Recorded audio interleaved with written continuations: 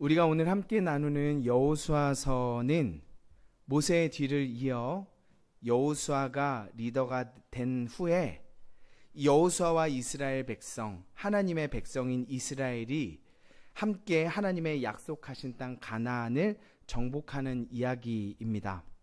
택한 백성인 이스라엘의 관점에서 모세가 기록한 책이기 때문에 단순히 하나님의 백성인 이스라엘이 가나안 땅을 정복하는 이야기로 보이지만 하나님께서는 이렇게 단편적으로 역사하시는 분이 아니시죠. 입체적으로 일하시죠. 하나님께서는 약 500년간 그 가나안 땅의 사람들에게 회개할 시간을 주셨지만 그들은 여전히 하나님께 돌아오지 아니하고 죄악 가운데 있었고, 그들의 죄가 가득 찼을 때 하나님께서는 죄에 대한 심판으로서 이스라엘을 통하여 가나안 땅을 점령하십니다. 이스라엘 백성 입장에서는 하나님께서 우리 조상들에게 이루신 언약을 이루어 주시는 것이고, 가나안 백성에게는 그들이 그 오랜 시간에 하나님께서 시간을 주셨지만 회개하지 않고 죄악이 가득 찼기 때문에 그 죄를 심판하시는 입체적인 하나님의 일하심으로 볼 수 있습니다. 심판과 정복의 이야기이기 때문에 당연히 전쟁의 얘기가 많이 등장하죠. 그 중에서 오늘 본문인 여호수아 10장에 있는 전쟁의 이야기는 이스라엘이 가나안 전쟁을 시작한 초기의 이야기로 볼 수 있습니다. 이스라엘이 가나안 땅에 들어온 이후에 처음에 여리고성을 점령했잖아요. 그 다음에 두 번째로는 그 옆에 있는 아이성을 공격했다가 실패하고, 세 번째는 하나님의 뜻 가운데 아이성을 점령하고, 그리고 네 번째 치룬 전쟁이 오늘 본문에 나온 이 기브온 사람들을 공격하기 위한 가나안 남부 왕들의 연합군과 싸우는 전투였습니다. 가나안을 정복하기 위해서 4번 말고도 얼마나 많은 전쟁을 했겠어요. 그러니까 이 가나안 땅 정복의 초기 전쟁이라고 볼 수 있겠죠. 지도를 한번 보시면 이 정도의 상황임을 여러분께서 쉽게 인지하실 수 있을 것 같습니다. 화면 한번 띄워주시겠어요? 역시 제가 열심히 그림판으로 그린 지도인데, 저기 보면 사해 위에 있는 요단강을 건너서 여리고를 정복하였고 아이성을 정복하였습니다. 그리고 기브온 사람들에게 속아서 그들과 화친을 맺게 되었죠. 그러면 가나안 땅에 들어가서 정복 전쟁을 한 지 굉장히 초기라는 것을 알 수 있습니다. 그리고 사실상 오늘 본문인 이 네 번째 가나안 전투가 가나안 정복 전쟁에 관하여 자세하게 설명하는 마지막 전투입니다. 그 뒤에도 분명히 전쟁의 초기이기 때문에 이어지는 여러 전투들이 있었을 것인데, 성경에서 자세히 이야기하는 전투는 오늘 본문이 마지막이라는 것이죠. 오늘 전투 이후에는 매우 간단하게 싸웠다는 사실만을 이야기하고, 11장에는 이 남부의 전쟁을 마치고 그 뒤에 북부의 연합과 싸우고 가나안이 이제 북부를 점령한 얘기가 있는데, 단 15절 만에 이 이야기를 마무리하고 있습니다. 그리고 11장에서 이미 가나안의 모든 전쟁을 끝난 것으로 얘기합니다. 11장 18절부터 몇 절 한번 보시겠는데요. 18절로 20절. 여호수아가 그 모든 왕들과 싸운 지가 오랫동안이라 기브온 주민 히위 족속 외에는 이스라엘 자손과 화친한 성읍이 하나도 없고, 이스라엘 자손이 싸워서 다 점령하였으니 그들의 마음이 완악하여 이스라엘을 대적하여 싸우러 온 것은 여호와께서 그리 하게 하신 것이라. 그들을 진멸하여 바치게 하여 은혜를 입지 못하게 하시고 여호와께서 모세에게 명령하신 대로 그들을 멸하려 하심이었더라. 23절. 이와 같이 여호수아가 여호와께서 모세에게 말씀하신 대로 그 온 땅을 점령하여 이스라엘 지파의 구분에 따라 기업으로 주매 그 땅의 전쟁이 그쳤더라. 오늘 본문이 10장이잖아요. 가나안 땅에 들어온 지 네 번째 전투이고 점령지로 따지면 이제 세 번째로도 볼 수 있는데, 여기에서 전쟁에 관련된 자세한 설명은 모두 다 끝나고 11장에 보면 바로 모든 것이 끝난 것으로 얘기합니다. 정리하자면 하나님의 백성인 이스라엘이 가나안 땅을 정복하는 전쟁은 가나안 백성들에게는 그들의 죄에 대한 심판의 전쟁이었고, 이스라엘 백성들에게는 하나님의 언약을 이루시는 전쟁이었습니다. 그리고 여호수아에서 자세히 언급하고 있는 전쟁은 초기에 4번 전투라고 하는 게 맞겠죠. 전투는 초기에 4번째까지밖에 없는데 성경이 이 초반의 4번 전투만 자세히 설명하신다는 것은 하나님께서 하나님의 백성들에게 죄 가운데 그것을 어떻게 승리하는 것인가, 그리고 하나님의 백성들이 어떻게 언약을 쟁취하며 살아가는 것인가를 4번의 전투로 이미 다 설명하실 수 있다라는 것을 의미합니다. 그 뒤에 전투들은 하나님께서 어떻게 승리하게 하시고 어떻게 역사하시는지를 이미 앞에서 다 보여주셨다는 것이죠. 원리에 관한 부분입니다. 여리고성에서 어떤 전투가 있었죠? 말도 안 되는 방법을 주셨잖아요. 하루에 한 바퀴씩 돌고 7째 날은 7바퀴 돌고 나팔을 불면서 외치니까 그러면 이길 것이다.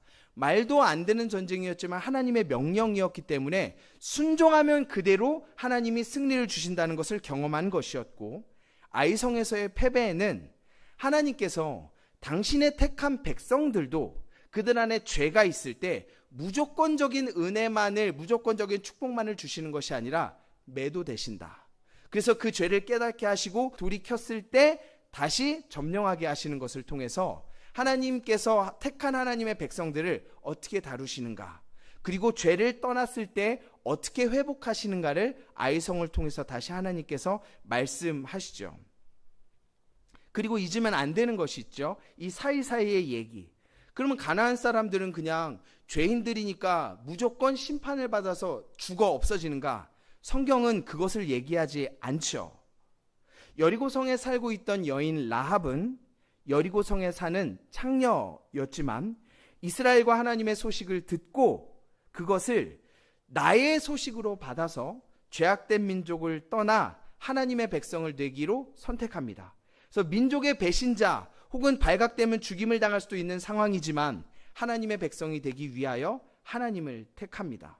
그래서 그는, 그녀와 가족들은 모두 다 구원을 받고 이스라엘이 되고 더 보면 예수님의 조상까지 되게 되는 은혜를 누리죠. 또 오늘의 본문에 나오는 이 기드온 백성들 역시 자신의 지파인 히위 지파를 버리고 자신들이 이스라엘의 종이 될지언정 그래도 이스라엘이 되고 싶어하는 마음을 갖습니다. 여러분, 이게요 기브온 사람들이 약해서가 아니에요. 10장 1절과 2절을 보면 이 가나안 남부의 왕들이 기브온 사람들이 자기들을 배신하고 이스라엘과 화친을 맺은 것을 두려워합니다. 왜냐하면 기브온 사람들은 강한 사람이었고 왕의 성이라고 볼 수 있을 만큼 큰 성이었다는 것입니다. 그러니까 어떻게 보면 크고 강한 사람들이었기 때문에 이스라엘과 한판 해보자라고 생각할 수도 있지만 그들은 크고 강한 것이 아니라 이스라엘이 아니라 하나님을 보았기 때문에 하나님의 역사하심에 관하여 두려움을 가지고 하나님의 백성이 되기를 택합니다. 종이 되어도 내가 하나님의 백성이 되기를 택하여서 그들 역시 구원을 받고 여호와 하나님을 섬기는 직책을 받게 되죠. 많은 사람들이 오해해요. 여호수아서는 하나님의 잔인한 얘기다. 어떻게 하나님께서 사람들을 진멸하시는가? 하나도 남김없이 죽이시는가? 여호수아서는 그것을 얘기하지 않습니다. 그럼에도 불구하고 그들 가운데 자기들에게 다가오는 여호와 하나님의 소식을 나의 소식으로 듣고 회개하고 하나님을 붙들면 하나님께서 그들을 다 구원하셨다는 것을 보게 됩니다. 하나님을 믿겠습니다 라고 했는데도 하나님이 다 죽인 것이 아니란 말이죠.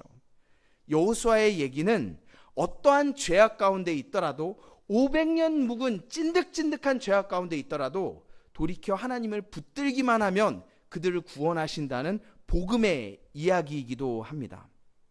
우리에게 중요한 것은 이것이죠. 그래서 나는 어느 편에 서 있는가? 하나님의 소식을 듣고 오히려 어떻게 반응할 것인가의 얘기입니다. 라합처럼 기브온 사람들처럼 인생을 하나님께 던질 것인가?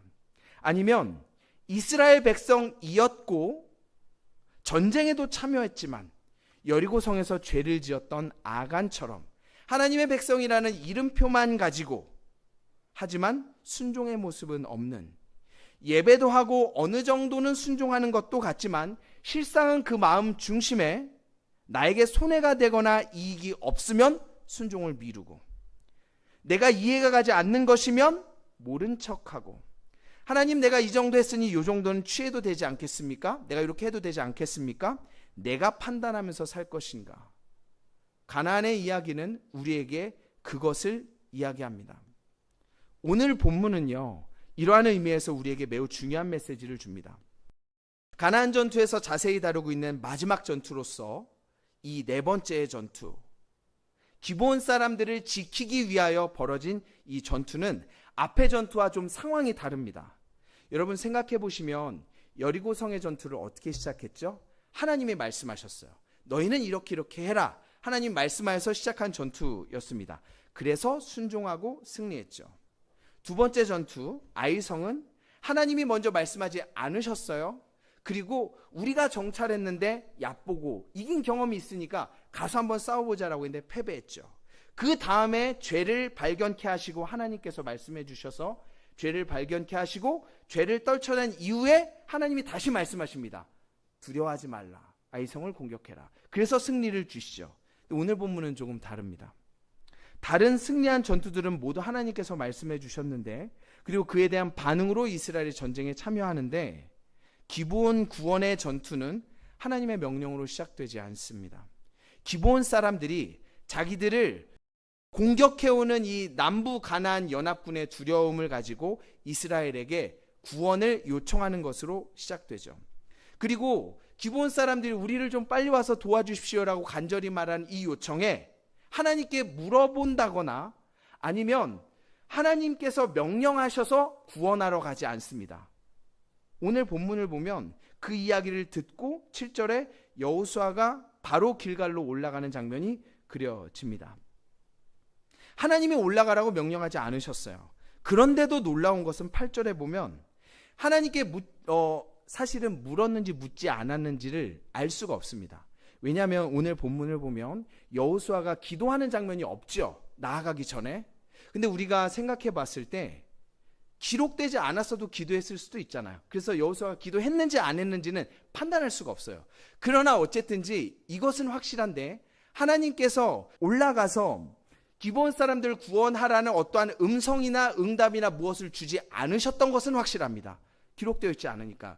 그러니까 그들의 구원의 요청을 듣고 바로 여호수아가 그들을 구원하기 위해 출동했다는 거죠. 근데 놀랍게도 하나님의 명령이 없었음에도 그들이 올라갔을 때 출발 이미 해서 가고 있는데 하나님께서 여호수아에게 나타나서 두려워 말라고 이야기하시고 힘을 주시고 이기게 하시겠다라고 약속을 주십니다. 그러니까 이게 굉장히 앞의 전투들과 차이점이 있죠. 하나님이 명령하지 않으셨는데도 갔는데 어떻게 승리를 하지? 왜 이런 승리를 주셨을까? 앞의 전투들은 이해가 가죠. 하나님이 말씀하셨고 순종했으니까 승리를 주셨다. 근데 오늘 본문은 하나님이 가라고 말씀하지 않으셨거든요. 기도했는지 안 했는지 모르지만 가라라고 말씀하지 않으셨다는 것은 확실하니까. 그럼에도 불구하고 하나님께서 이미 가고 있는데 나타나서 힘을 주시고 승리하시겠다고 확신을 주십니다. 그리고 그 뒤에 보면 그냥 승리가 아니에요. 엄청난 일들을 이스라엘을 위하여 이루시거든요. 그러니까 아니 왜 좀 이해가 안 가죠? 하나님의 순종해서 됐다면 되는데 왜 이런 일이 벌어졌는가? 왜 여호수아는 하나님께서 뭐 확실한 응답을 주지 않으셨는데도 출발했고, 왜 하나님께서는 응답을 안 하셨는데 출발한 여호수아에게 나타나셔서 그에게 승리와 용기를 주셨을까? 여러분 왜 그랬을까요? 그것은 이스라엘 백성들이 하나님 때문에 이 전쟁에 참여했기 때문입니다. 자신들이 기브온과 화친을 맺죠. 우리가 멀리 온 기브온 사람들이 이랬거든요. 우리는 멀리서 온 사람들이다. 그러니까 우리랑 화친을 맺어도 된다. 이것을 이스라엘 백성들이 속았어요. 속아서 화친을 맺었음에도 불구하고 이 약속은 하나님의 이름으로 한 약속이기 때문에 지킬 수밖에 없었습니다. 9장 19절에 이렇게 기록합니다. 모든 족장이 온 회중에게 이르되 우리가 이스라엘의 하나님 여호와로 그들에게 맹세하였은즉 이제 그들을 건드리지 못하리라. 속아서 한 약속이었으면 분명하다고 할지라도 하나님의 이름으로 약속했기 때문에, 하나님의 이름의 무게 때문에, 그들에게 하나님이라는 존재가 갖는 어떠한 의미 때문에 하나님의 이름으로 남에게 약속한 것을 지킬 수밖에 없었죠. 이게 제가 여러분에게 하나님의 이름으로 약속한 것을 무조건 지켜라, 뒤집으면 안 된다, 이것을 얘기하는 것이 아니라 하나님의 이름으로 약속한 이것에 관하여 그 무게를 이스라엘 백성들이 어떻게 느끼고 있는가에 관한 부분이에요. 우리가 생각해 보면 속여서 언약을 맺었으니까, 그들이 속였으니까 깨도 되잖아요. 근데 이스라엘 백성들은 그것을 지킵니다. 그리고 구원의 요청을 받았을 때 여호수아가 바로 달려나갑니다. 이것을 보면 우리가 이스라엘 백성들이 하나님에 대하여 어떻게 인식하고 있는가를 깨달을 수 있죠. 하나님 여호와의 이름으로 약속한 것도 그렇게 생각하는데 하나님에 대하여는 어떻게 생각하고 있겠습니까? 그것이 여호수아가 이스라엘 백성들이 느끼는 하나님에 대한 마음, 하나님에 대한 무게였다는 것이죠. 여러분이 하나님이라면 어떻겠어요? 나 때문에, 내 이름을 걸었기 때문에 속아서 한 약속을 그럼에도 불구하고 지킨다면, 우리가 가끔 식당이나 어떤 메이커들을 보면 어떤 사람의 이름을 건 식당이나 메이커들이 있잖아요. 그러면 그 이유가 있습니다. 내 이름을 걸고 할 만큼의 어떠한 자부심, 당당함, 그 정도로 자신이 있다라는 의미이죠. 이스라엘의 태도가 이런 겁니다. 내가 이거 속았어도 하나님의 이름으로 약속했기 때문에 하나님의 이름으로 했으니 내가 지킨다. 그것도요, 하나님이 명령을 주시지 않았음에도 불구하고 하나님의 이름 때문에 나아갔다면 그들이 하나님을 어떻게 여기는가가 충분히 느껴지는 것이죠. 그러니까 하나님께서 그들에게 승리를 주셨습니다. 또한 이스라엘이 속여서 했으니까, 하나님의 이름으로 했으니까 지키긴 지키는데 그냥 대충 설렁설렁 해야 되겠다라고 하지 않았던 것이죠. 7절에 보면 그들은 어떻게 약속을 지켰는가가 기록됩니다. 여호수아가 모든 군사와 용사와 더불어 길갈에서 올라가니라. 모든 군사는 이스라엘이 가용할 수 있는 모든 군사가 함께 올라갔음을 얘기하고, 군사와 또 다르게 사용된 용사는 특수부대라고 생각할 수도 있겠죠. 그러니까 할 수 있는 한 최선을 다해서 내가 가진 모든 것으로 그들을 돕기 위하여 올라갑니다. 또한 9절을 보면 여호수아가 길갈에서 밤새도록 올라가로 기록합니다. 그러니까 하나님의 이름으로 한 것 때문에 어떻게 해요?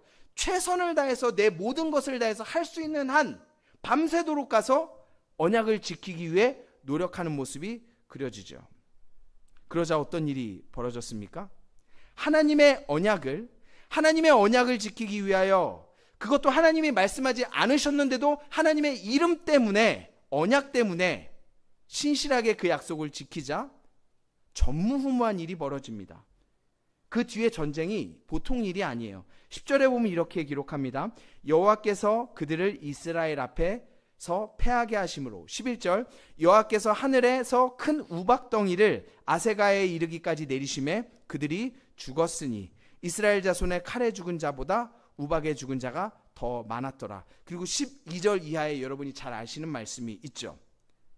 여호수아가 기도할 때 하나님께서 태양이 머물고 달이 멈추게 하십니다. 그리고 이것에 관하여 14절은 이렇게 기록합니다.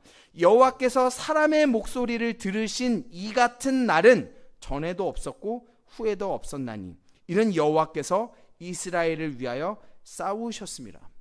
그렇게 하나님께서는 이스라엘의 편이 되셔서 가나안 땅 백성을 물리친 일에 하나님이 싸우셨습니다.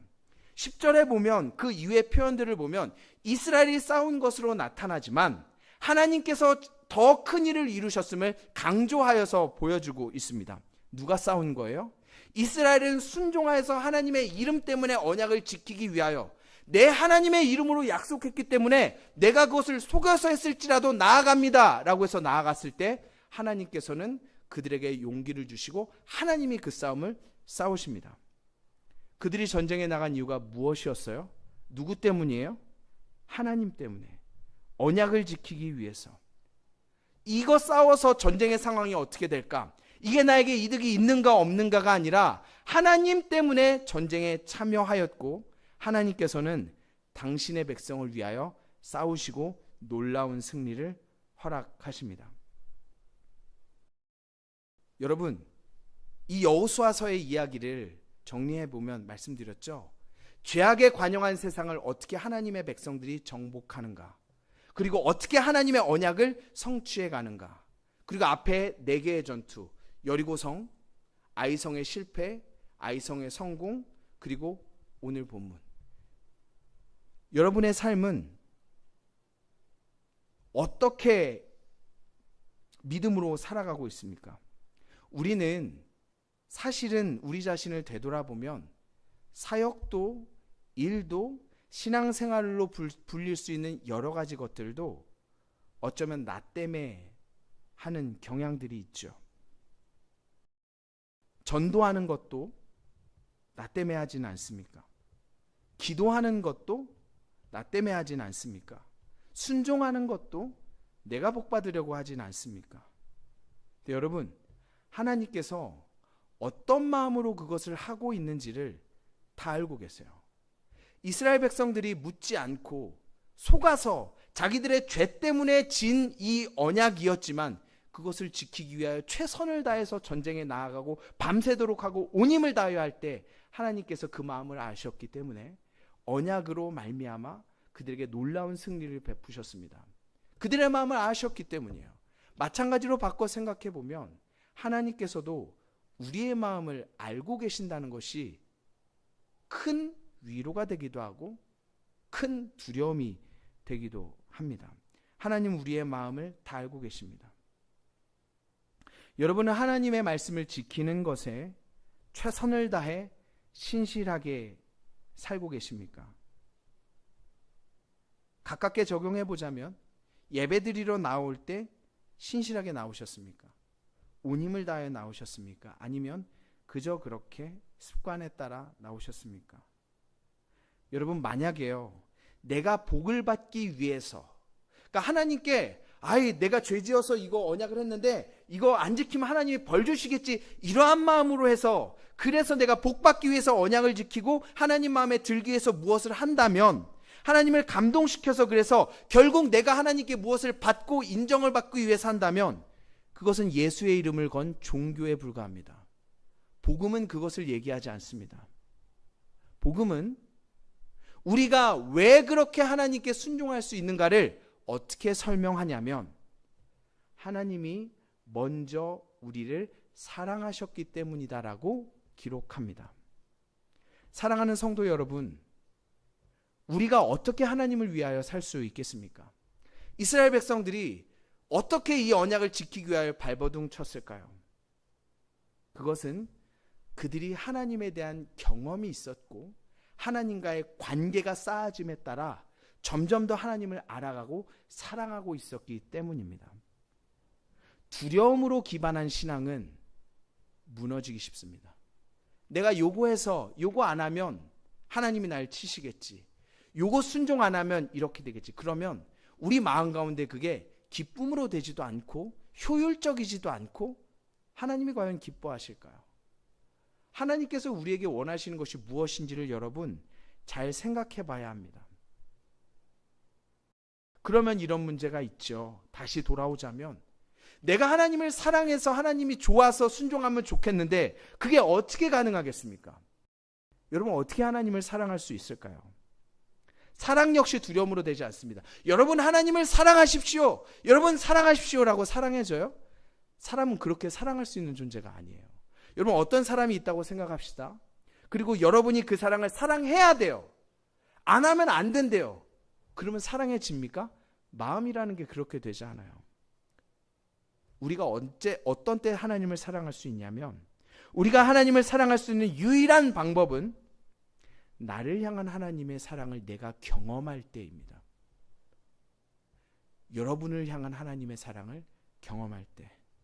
여러분, 하나님은 여러분을 사랑하십니다. 이거 순종 안 하고 예배 안 드리고 기도 안 하면 일이 꼬이겠지, 내 인생에 어려움이 있겠지가 아니라, 저는 여러분들이 하나님을 예배하는 이유와 하나님 때문에 이 일을 속아서 했을지라도 해야 되는 이유가 사랑해서였으면 좋겠습니다. 왜냐하면 그것이 진짜이기 때문입니다. 하나님께서는 하나님의 백성들에게 그들을 이용해서 어떤 행사나 무슨 크기를 만들어내는 것을 기뻐하지 않으세요. 하나님은 작은 자를 들어 사랑하시고 준비된 자를 들어 사용하시죠. 하나님의 마음에 무슨 자? 합한 자. 하나님만을 의지하는 자. 하나님을 사랑하는 자. 그것이 진짜인 사람들. 여러분, 오늘 예배가 여러분에게 진짜입니까? 진짜예요. 진짜예요. 요한복음은 우리에게 이렇게 이야기합니다.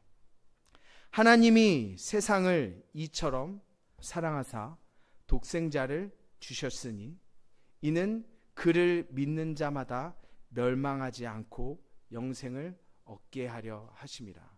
그 아들을 보내신 것은 이 땅을 멸망하려는 것이 아니라 구원하기 위함이다, 이렇게 얘기합니다. 하나님께서 우리에게 이거 지키지 않으면 저주를 주신다라고 하신 것은 협박해서 그것을 이뤄내기 위함이 아니라 순종함으로 나를 좀 경험해서 그 경험의 쌓임으로 말미암아 나와 관계를 맺고 나를 더 사랑하지 않겠니? 그러면 어떻게 돼요? 사랑하면 순종하게 되기 때문이죠. 여러분, 신앙은 그런 길입니다. 종교의 연륜을 쌓는 것이 아니라, 시간을 쌓는 것이 아니라 하나님을 경험하고 그를 사랑해 나가는 길이에요. 여러분의 신앙의 걸음이, 여러분의 삶이 매일 하루하루가 이 뜨거운 하나님의 사랑을 경험하는 하루가 되시기를 축복합니다. 하나님이 먼저 우리를 사랑하여 주셨습니다. 그리고 그 아들을 우리를 위하여 죽이셨습니다. 아들을 죽인 것보다 더 큰 사랑을 표현하는 방법이 있겠어요?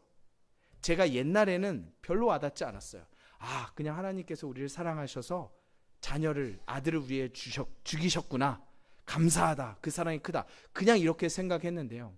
제가 아이를 낳고 새 아이를 키우다 보니까 어떠한 사람이 자기의 마음과 사랑을 더 뜨겁고 더 크게 표현할 수 있는 다른 방법이 없어요. 더 있어요?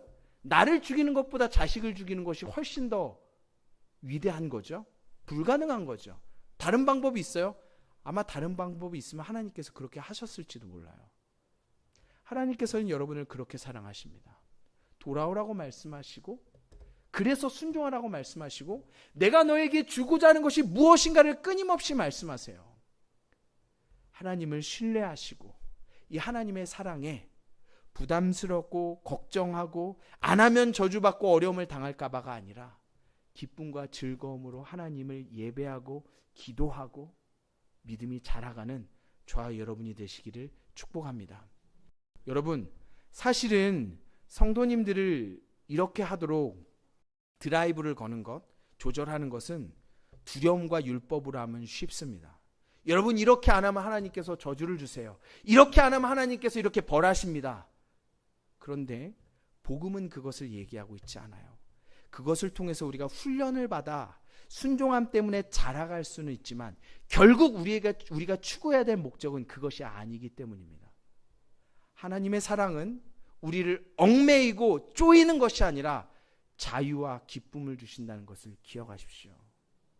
하나님은 사랑이십니다. 여러분, 오늘 예배가 지금 얼마 남지 않았죠? 이후의 기도 시간이 그렇게 하나님께 드려진 시간이기를 축복합니다. 우리 같이 찬양하고 주님께 나아가셨으면 좋겠습니다.